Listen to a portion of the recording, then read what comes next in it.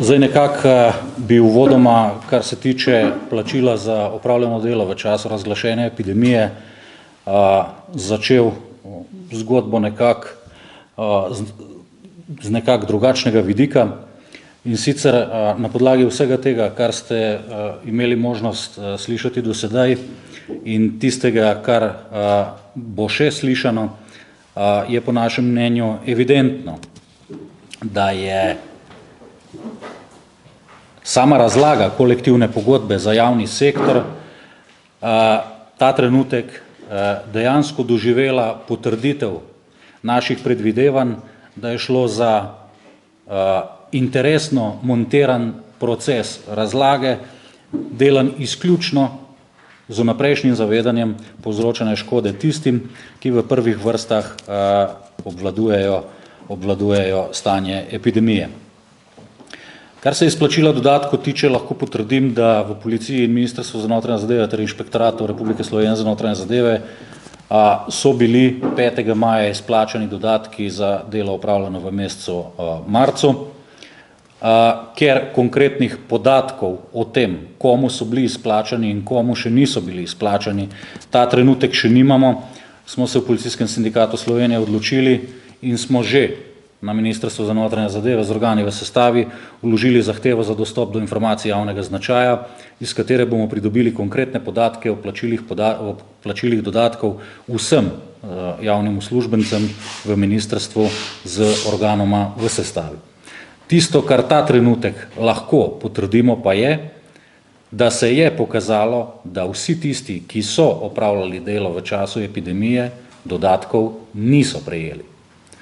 Določeni sektori, predvsem imam tukaj v mislih ministrski del, jim dodatki sploh niso bili izplačani.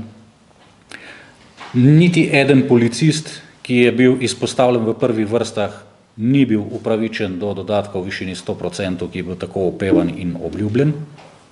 Torej dodatka v višini 100% iz naslova kolektivne pogodbe za javni sektor in tako imenovanega COVID dodatka ni.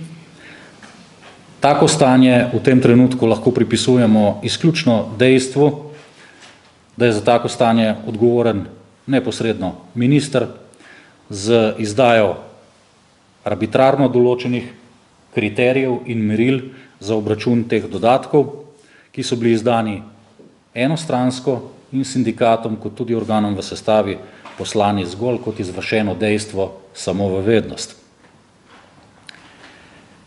Ministra smo takoj po izplačilu plač opozorili, da gre pri kriterijih za obračun tega dodatka za nekorektne kriterije, ki so celo strokovno izjemno vprašljivi. Zaradi tega pa je dodelitev iz naslova obeh dodatkov neobjektivna. Če smem nekoliko bolj plastično prikazati, merila in kriteriji, ki jih je podpisal minister, upravičenost do višine dodatka določajo na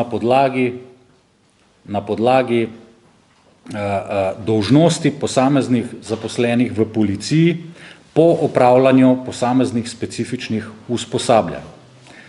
Vemo, da v policiji je ogromno različnih delovnih mest, ki pa so v času epidemije lahko opravljali enaka istovrstna dela. Pa vendar, glede na samo sistemiziranost teh delovnih mest, so postopki usposabljanja oziroma obveznost, pogostost usposabljanj drugačna, kar pomeni, da smo imeli lahko v praksi dva policista, ki sta opravljala popolnoma enake naloge, celo isti čas, pa je plačilo za oba bistveno drugačno. Morda, kar se tega navodila tiče, zgolj še en plastičen podatek, da si boste lažje predstavljali, na kakšen način je to sprejeto.